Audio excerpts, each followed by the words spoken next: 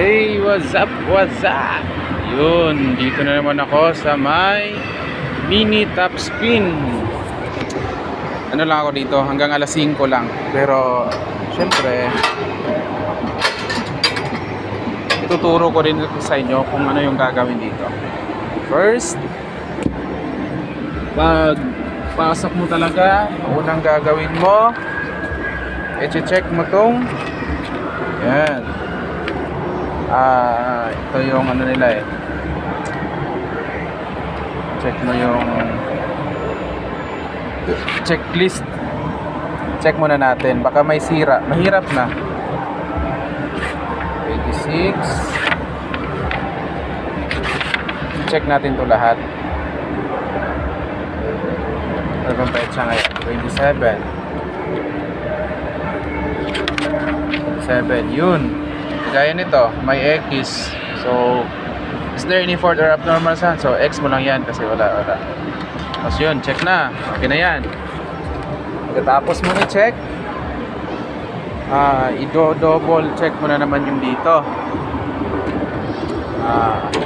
Right, ito pala yung hangin niya, guys.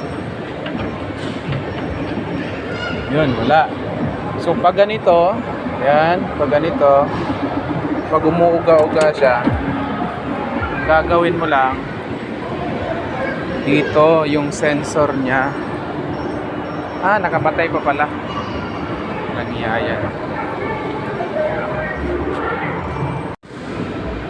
So, yun, nawala tayo dito.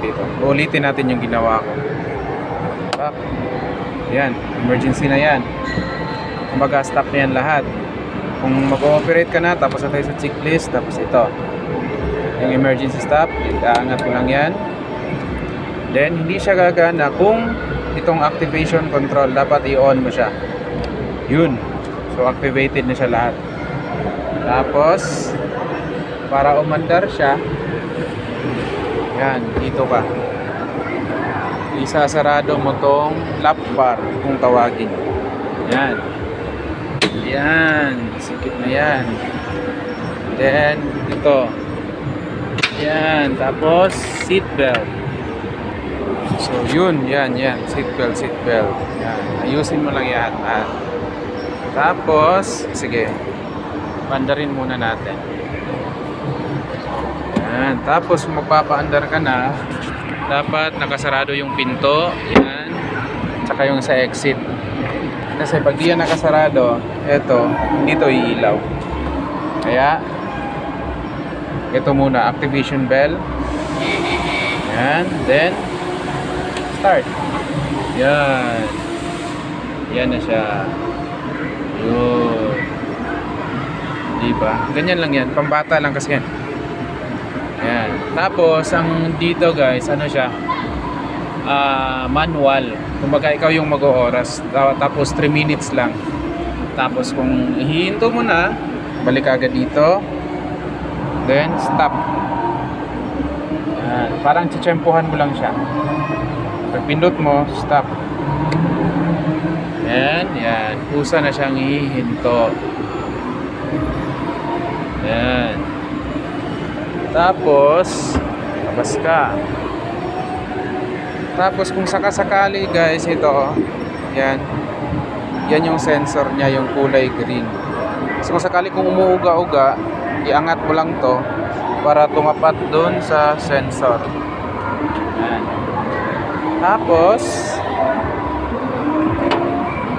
dito yung sa pressure, dito mo lang siya bubuksan. Yan. Then okay na to, aangat na siya. Diba? Aangat na yan lahat. Yan, ganyan lang kasimple.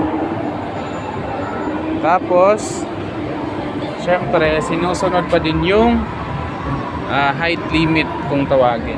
Kasi hindi pwede yung malalaki dito eh. Kasi hindi siya magkakasya dyan. Tapos yun lang guys. Thank you. Kung may natutunan kayo sa mga sinasabi ko, please follow and like na lang din and share na din sa mga videos ko. Thank you. Bye-bye.